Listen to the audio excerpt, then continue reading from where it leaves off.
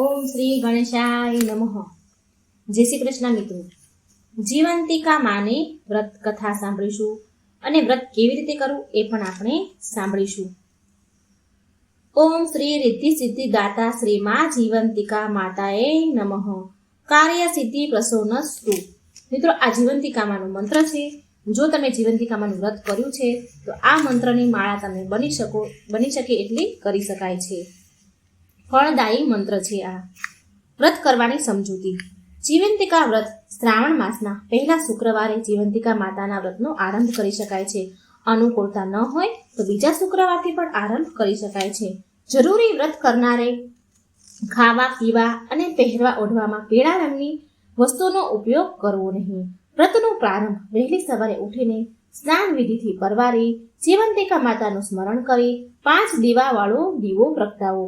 માતાજીને ભક્તિભાવથી વંદન કરી હાથમાં ચોખા લઈ બાળકોના રક્ષણ માટે જીવંતિકા માતાને પ્રાર્થના કરવી. પાટલા પર પ્રગટાવેલા દીવા પાસે પુષ્પ, ચોખા, અગરબત્તી, કંકુ અર્પણ કરવા. ત્યારે પછી જમણી હથેળીમાં ચોખા લઈ ઉપર ડાબો હાથ ઢાંકી બંને હાથને ઉલટાવી ચારેય દિશામાં વધાવા, જેથી બહાર ગામ રહેતા બાળકોનું માતાજી રક્ષણ કરશે. સાકરનો શીરો કે કંસાર કરી માતાજીને નૈવેદ્ય તરીકે ધરાવો.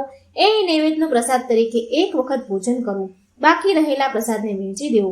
5, 7, 9, 11 વર્ષ સુધી આ વ્રત કરી પછી તેની ઉજવણી કરવી. ઉજવણી પ્રસંગે બાળકો, કુમારિકાઓ અને સૌભાગ્યવતી સ્ત્રીઓને જમાડવા અને તેને ગુલાબી વસ્ત્ર આપી રાજી કરવા. આ વ્રત કરનારને ઘરમાં શાંતિ અને વૈભવ પામે છે અને જીવનને અંતે સ્વર્ગમાં સ્થાન પામે છે. જીવંતિકા માતાની વ્રતકથા. બોલો જીવંતિકા માતાની જય. અલકાપુરી નામનું એક રઢિયાળું નગર હતું. ત્યાં ગુણવર્ધક નામનો એક રાજા રાજ્ય કરે. મંગલા દેવી નામની એક રૂપાળી અને સદગુણી રાણી હતી.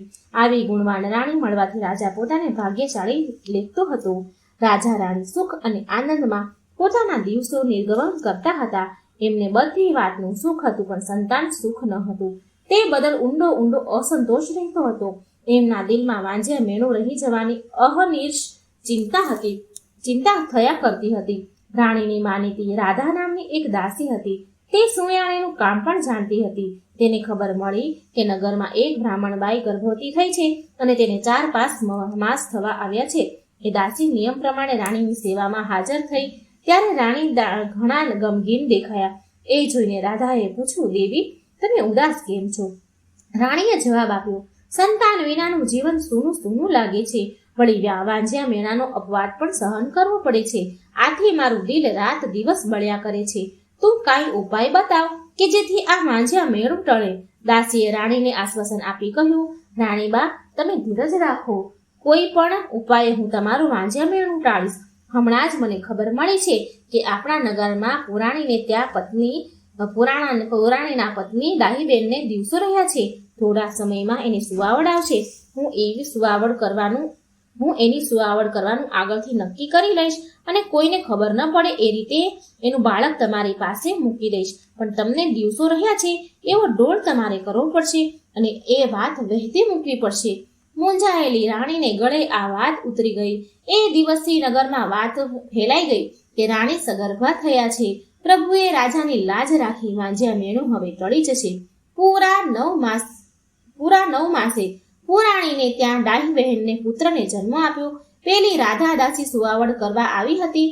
તેણે ખૂબ ચાલાકીથી આ બાળકને રાણીના આવાસમાં પહોંચાડી દીધું અને એણે જ મહેલમાં જઈને બીજી દાસીને ખબર આપી કે રાણીબાઈએ એક સુંદર પુત્રને જન્મ આપ્યો છે. રાજાએ વધામણી સાંભળી એટલે એના આનંદનો પાર ન રહ્યો. એણે તો ખૂબ દાન દેવા માંડ્યું. આખા નગરમાં સમાચાર ફેલાઈ ગયા કે રાજાને ત્યાં રાજકુમારનો જન્મ થયો છે. આખા નગરમાં આનંદની લહેર ફરી વળી. આમ સઘળે આનંદ થઈ રહ્યો હતો ત્યારે પુરાણીને ત્યાં રોગ કકળ થઈ રહી હતી. બ્રાહ્મણીનું બાળક ક્યાં અને કેવી રીતે ગુમ થઈ ગયું તેની કોઈને કંઈ સમજણ પડી નહીં. આથી ત્યાં બ્રાહ્મણ અને બ્રાહ્મણીના કલ્પાંતનો કોઈ પાર રહ્યો નહીં. આ બ્રાહ્મણી બાઈ દર વર્ષે જીવંતિકા દેવીનું શ્રદ્ધાપૂર્વક વ્રત કરતા હતા. આ વર્ષે પણ એમણે એ વ્રત પરિપૂર્ણ કર્યું હતું. જીવંતિકા દેવી એના પર પ્રસન્ન થયા હતા અને તેથી એનો પુત્ર રાણી પાસે હતો ત્યાં એનું રક્ષણ કરતા હતા. આ બ્રાહ્મણબાઈનો પુત્ર રાજાને ત્યાં રાજકુમાર બની અત્યંત લાડકોડમાં ઉછરી રહ્યો હતો. એનું નામ જયંત કુમાર રાખવામાં આવ્યું. કુમાર જેમ મોટો થતો ગયો તેમ તેમ હોશિયાર અને કુશળ બનતો ગયો. એણે ખૂબ વિદ્યા અભ્યાસ કર્યો. યુદ્ધ વિદ્યામાં પણ એણે નિપુણ બન્યો. એવામાં રાજાનું એકાએક ટૂંકી માંદગીમાં મૃત્યુ થયું. રાજાના મૃત્યુ બાદ વિવિધ પૂર્વક તેની ઉત્તર ક્રિયા કરી પ્રજાએ રાજકુંવરને ગાદી પર બેસાડ્યો. રાજા જયંતે બહુ કુશળતાપૂર્વક રાજ્યનો વહીવટ ચલાવવા માંડ્યા. એના રાજ્ય અમલમાં પ્રજા બહુ સુખી થઈ. એ પ્રજાપ્રિય રાજા બન્યો. એક દિવસ જયંત તીર્થધામમાં પિતાનું શ્રાદ્ધ કરવા જવા જરૂરી સામગ્રી લઈ નગર છોડીને ચાલી નીકળ્યા. જતા જતા સાંજ પડી એટલે એક ગામ દેખાયું. એ ગામના પાદરે એક વાણિયા વેપારીની હવેલી આવેલી હતી.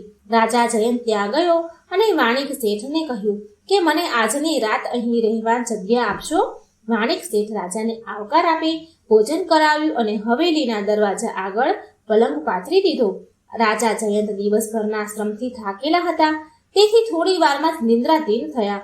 રાજા જયંત જ્યાં જ્યાં જતા ત્યાં જીવંતિકા દેવી એનું રક્ષણ કરતા હતા. અહીં પણ કુંવરનું રક્ષણ કરતા તે આવી પહોંચ્યા. મધ્યરાત્રિનો સમય થવા આવ્યો એટલે જયંતને કાને કોઈના રુદનનો અવાજ આવ્યો. એ બાફળો થઈને બેઠો થઈ ગયો. દીવાના પ્રકાશમાં એનું જોયું તો હવેલીના એક ખૂણામાં સૂતેલો વાણિક રડી રહ્યો હતો. જયંતે શેઠની પાસે ગયો અને તેને આશ્વાસન આપતા પૂછવા લાગ્યો કે શેઠ, આપને શું દુઃખ છે? આપ કેમ રડો છો? શેઠ દીનતાપૂર્વક કહે છે કે હે ભાઈ, મારા દુઃખનો કોઈ પાર નથી.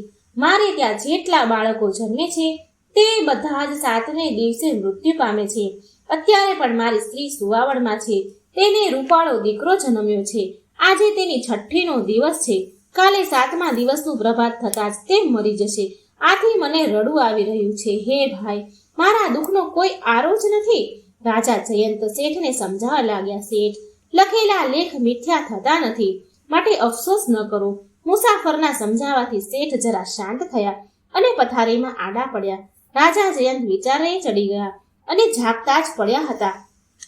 થોડો સમય થયો ન થયો ત્યાં તો વિધાતા દેવીએ હવેલીમાં પ્રવેશ કર્યો. આજે તો જયંતની રક્ષા કરવા ખુદ જીવંતિકા દેવી પણ પહેલેથી જ હવેલીમાં આવેલા હતા. જીવંતિકા દેવીએ વિધાતા દેવીને રોકી અને પૂછ્યું, આજે તમે આ વાણિકના પુત્રના 6ઠીના લેખ લખવા આવ્યા છો તો મને કહો, તમે શું લેખ લખવાના છો? વિધાતામાં કહે, એ કોઈને કહેવાય નહીં, પણ તમે જીવંતિકા દેવી છો તો હું તમને કહું છું કે સવાર થતા આ છોકરાનું મૃત્યુ થશે. એ લખવાની છું. જીવંતિકા દેવી કહે, હું જ્યારે આ ઘરમાં છું ત્યારે તમે એ છોકરાના મૃત્યુના લેખ ન લખી શકો. દીર્ઘાયુષી થાઓ એટલું લખજો. જીવંતિકા દેવીની આજ્ઞા આગળ વિધાતામાં લાચાર બની ગયા અને પેલા વાણિક પુત્રના 6ઠીના લેખમાં દીર્ઘાયુષી થાઓ એવા લેખ લખીને ચાલ્યા ગયા. સવારે વાણિયાએ પોતાના પડખે સૂતેલાને પુત્રને જીવતો જોયો ત્યારે એના આનંદનો કોઈ પાર ન રહ્યો. આ ખબર સાંભળી વાણિક શેઠના ઘરમાં સર્વ આનંદમાં ડૂબી ગયા. વાણિક શેઠને ખાતરી થઈ કે જે યુવાન મારા ઘરમાં આવ્યો છે તે શુભ પગલાંનો ને ભાગ્યશાળી છે. એના પગલાંથી જ મારું અશુભ થતું અટકી ગયું છે. બે ત્રણ દિવસ એ જયંત ત્યાં રોકાયા અને પછી એને જવાની રજા માંગી. શેઠ શેઠાણીએ થોડા દિવસ રોકાઈ જવા ખૂબ જ આગ્રહ કર્યો. રાજા કહે, હવે હું અહીં રોકાઈ શકું એમ નથી. પાછો ફરીશ ત્યારે જરૂર તમારે મુકામે આવીને અહીંયા મુકામ કરીશ. તીર્થધામમાં પોતાના પિતાની શ્રાદ્ધ ક્રિયા કરી કેટલાક સમય બાદ જયંત પાછો ફર્યો. પેલા વાણિક શેઠને ગામ આવી પહોંચ્યો એટલે તેણે એક દિવસ માટે તેને ત્યાં મુકામ કર્યો. આ વખતે પેલા શેઠની જૂની પત્નીને સુવાવડ આવી હતી. એને પણ પુત્ર સાંપડ્યો હતો અને એને આજે 6ઠ્ઠો દિવસ હતો. મધ્યરાત્રિનો સમય થતા જ વિધાતા દેવી પેલા વાણિક પુત્રના 6ઠ્ઠીના લેખ લખવા એની હવેલીમાં પ્રવેશ કરે છે. આ વખતે રાજા જયંતનું રક્ષણ કરવા જીવંતિકા દેવી ત્યાં પહેલેથી જ આવેલા હતા. તેમણે વિધાતા દેવીને પૂછ્યું, આજે તો તમે કોઈ સારા લેખ લખવા જ આવ્યા હશો. કહો તો ખરા, તમે શું લખવા ધાર્યું છે? માં વિધાતા કહે, હું એ લખવા આવી છું કે સવાર થતા આ બાળકનું મૃત્યુ થશે.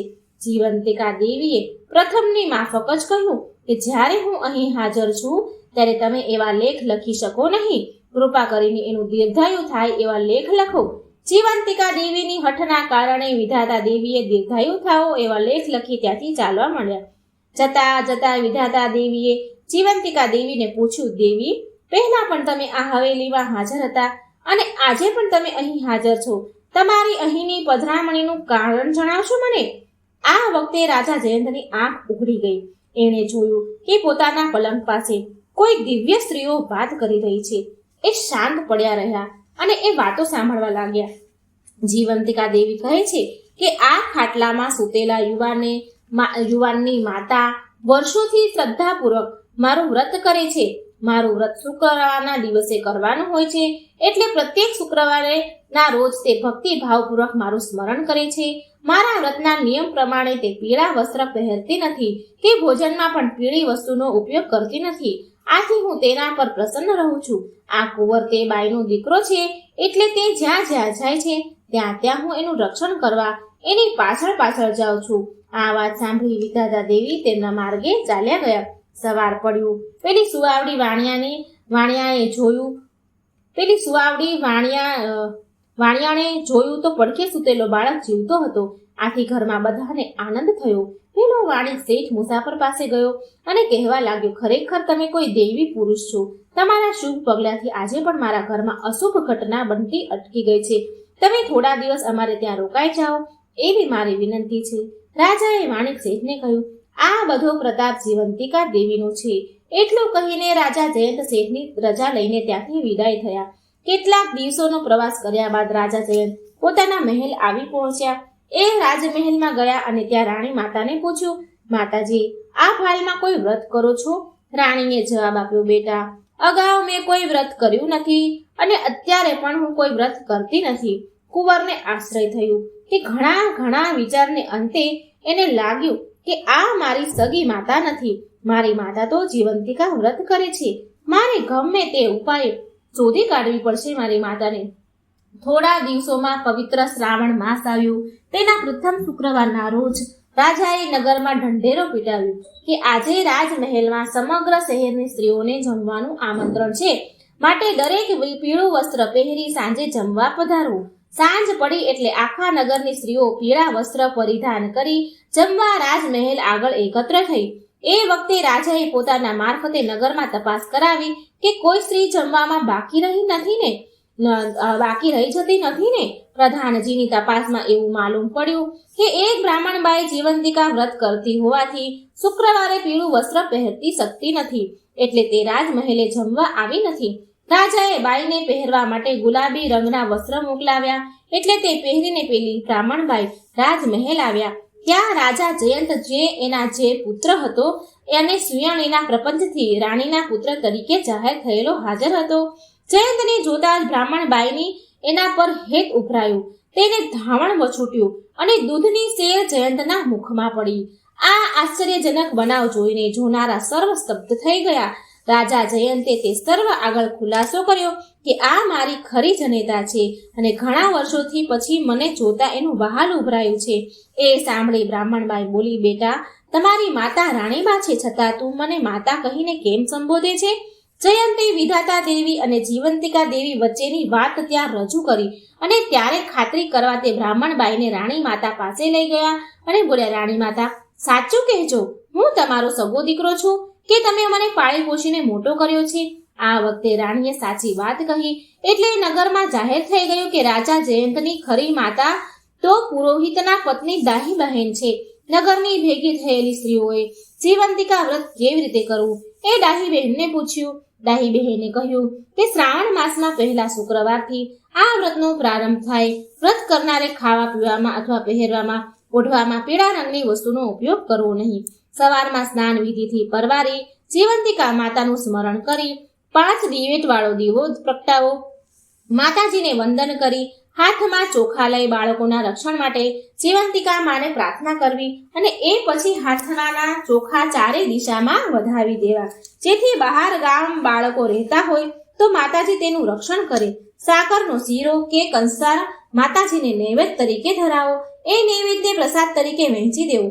5, 7, 9 કે 11 વર્ષ સુધી આ વ્રત કરી પછી તેની ઉજવણી કરવી. ઉજવણી પ્રસંગે બાળકો, કુમારિકાઓ અને સૌભાગ્યવતી સ્ત્રીઓને જમાડવા અને તેમને ગુલાબી વસ્ત્રો આપી રાજી કરવા. નગરની બધી સ્ત્રીઓ જીવંતિકા માતાની પ્રાર્થના કરતી સૌને ઘરે ગઈ અને માજી પાસે માંગણી કરી કે હે માતાજી, તમે આ બ્રાહ્મણીને ફળ્યા તેમ અમને ફળજો અને અમારા ઘરમાં રીતિ સિદ્ધિ ભરજો. મિત્રો, જીવંતિકા માતાની વાર્તા જો તમને સારી લાગી હોય તો વિડીયો લાઈક કરજો, શેર કરજો અને આ વાર્તા બોલવામાં કંઈ ભૂલચૂક થઈ હોય તો મને માફ કરજો. આ ચેનલને સબસ્ક્રાઈબ પણ જરૂર કરી દેજો. ઓમ જીવંતિકા માતાએ નમઃ. જય શ્રી કૃષ્ણ. રાધે રાધે. Thank you.